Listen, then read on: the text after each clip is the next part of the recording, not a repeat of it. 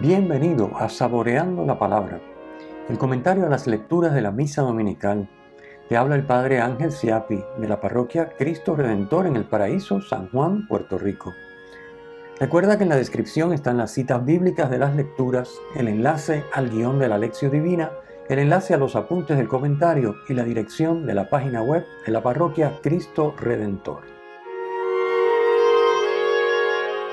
En el nombre del Padre, del Hijo y del Espíritu Santo. Amén. Dios Todopoderoso, que posees toda perfección, infunde en nuestros corazones el amor de tu nombre y concédenos que al crecer nuestra piedad alimentes todo bien en nosotros y con solicitud amorosa lo conserves. Por nuestro Señor Jesucristo, tu Hijo, que vive y reina contigo en la unidad del Espíritu Santo y es Dios por los siglos de los siglos. Amén. Domingo 22º del tiempo ordinario, ciclo C. Hoy el tema es también igual que la semana pasada de todos estos domingos, pero hoy es tremendo. Viene el Señor a ponernos un poquito frente al espejo para que nos veamos y con honestidad reconozcamos que todavía no estamos viviendo la humildad. Comenzamos con la primera lectura, como de costumbre. La primera lectura tomada del libro del Eclesiástico, un libro escrito hacia el año 190-180 a.C., que busca instruir al lector para vivir según la ley, para que de esa manera pueda alcanzar la sabiduría. Tiene 5 partes que reflejan el esquema de la ley. Recordemos, la ley son los 5 libros, el Pentateuco, pues aquí la sabiduría refleja el esquema de la ley, que tiene 5 partes, y el texto que hoy leemos proviene de la primera parte, que como las otras 4, tiene el mismo esquema, una introducción y unas enseñanzas prácticas, que son reflexiones sapienciales sobre el comportamiento, a la vez que elogios de las diversas virtudes y de los verdaderos bienes. El pasaje de hoy aconseja vivir la virtud de la humildad. La humildad es fundamental para quien busca la sabiduría. Cuando Ben Sirac escribe su obra, la filosofía griega y los nuevos conocimientos deslumbraban a muchos, y algunos abandonaban la ley y la enseñanza tradicional de Israel para seguir a maestros extranjeros. El orgullo de la razón, que siempre ha estado ahí, que se consideraba capaz de alcanzarlo todo, les impedía acoger las verdades que Dios había puesto al alcance de los que le buscaban sinceramente. La humildad. ¿Qué es la humildad? La humildad consiste en aceptar nuestra condición de criatura y vivir de acuerdo con ella. Así de sencillo y así de difícil en la práctica. Vivir según nuestra condición de criatura, que es la realidad. Somos criaturas de Dios, no somos Dios. Por eso dice Santa Teresa de Jesús que, y cito, humildad es andar en verdad, que lo es muy grande no tener cosa buena de nosotros, sino la miseria y ser nada. Y quien esto no entiende, anda en mentira. Cierro la cita. Moradas 6:8. Solo desde la humildad podemos relacionarnos correctamente con Dios, con los demás y con la creación. Para alcanzar algo más y mayor de lo que se tiene y se es, una perfección mayor, que por otra parte es un deseo innato de todo ser humano. Todos queremos ser más, estar mejor, tener más. Hay 2 caminos. El camino del soberbio y el camino del humilde. El camino del soberbio es el del que lucha por alcanzar ese más por sí mismo, buscando ser más, buscando sobresalir, tener y poder más que los demás. Y el camino del humilde. El humilde que reconoce que sin Dios no es nada, porque todo es don de Dios. Y por tanto, pone todo su esfuerzo El mismo que el soberbio pone en alcanzar y buscar las cosas por sí mismo y sobresalir, el humilde lo pone en acoger de Dios lo que Él le da. Esa es la gran diferencia. Ahí está contrastada la soberbia y la humildad. El humilde no se sobrevalora, ni presume de lo que no es, puede y tiene. Tampoco se considera menos, ni se infravalora o se desprecia. Eso tampoco es humildad. Esto es importante. La humildad no es creerse menos de lo que se es, ni despreciar lo que se es y se tiene. No. La humildad es, como ya dijimos, reconocer la verdad de lo que somos, podemos y tenemos, y reconocerla con gratitud, reconociendo que no es conquista nuestra, sino puro don de Dios. Esto nos lo dice la lectura de hoy en el versículo 20, con otras palabras, por supuesto. El soberbio, consciente o inconscientemente, suplanta a Dios. Lo considera como un rival. Infructuosamente quiere ocupar su lugar y manipula lo que le rodea, incluyendo al prójimo, para alcanzar sus fines. El soberbio es un desgraciado. Lo vemos en el versículo 28. Incapaz de dejarse amar ni de amar. El humilde se deja amar por Dios, o sea, deja que Dios lo perdone, lo sane, lo guíe y lo ponga en comunión con Él, haciéndolo partícipe de su vida y sus bienes. Y ama al prójimo con y como Dios. Por eso puede ponerse a su servicio. Así que se deja amar por Dios y ama al prójimo con Dios y como Dios ama, porque está en comunión con Él. Por eso está y vive al servicio del prójimo. Pasemos a la segunda lectura. Leemos otra vez este domingo de la carta a los Hebreos un pasaje.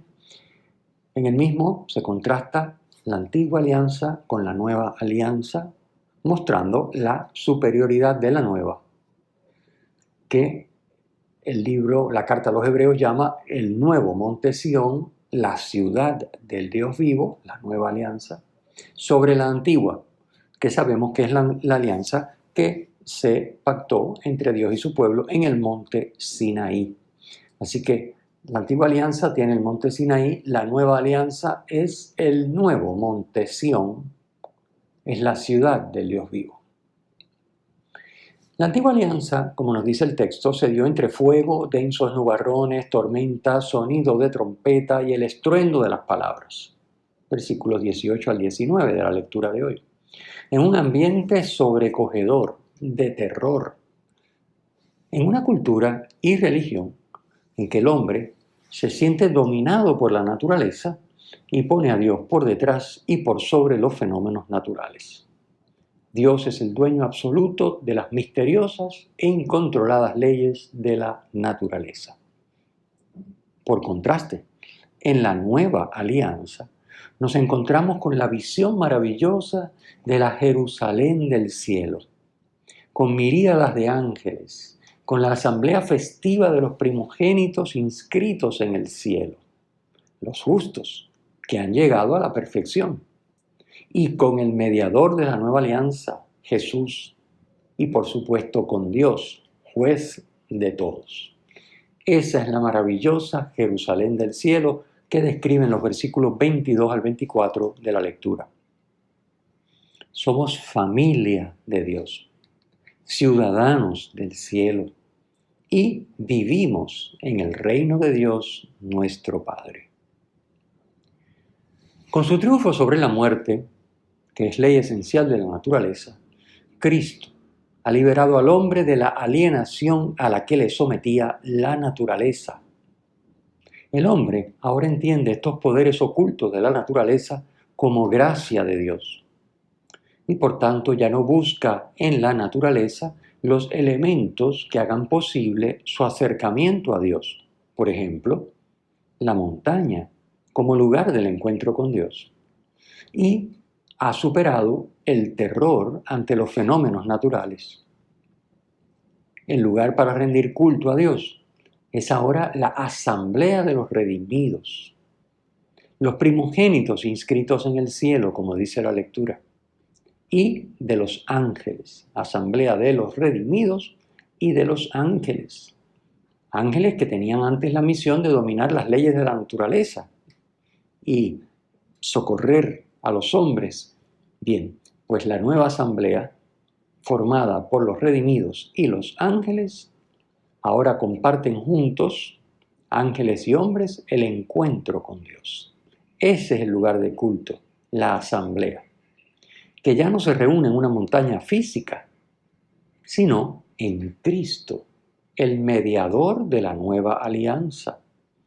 Por eso, al nuevo monte Sión se le llama, como dijimos en la lectura, la ciudad del Dios vivo. Pasemos al Evangelio. En el Evangelio tomado de Lucas, encontramos en este capítulo 14 la invitación que Jesús acepta de uno de los principales fariseos para comer en su casa un sábado. El evangelista nos deja claro ya desde el inicio que la invitación no fue hecha con buena intención, sino para ver si podían encontrar a Jesús en algún fallo. Dice el texto en el versículo 1, ellos lo estaban espiando.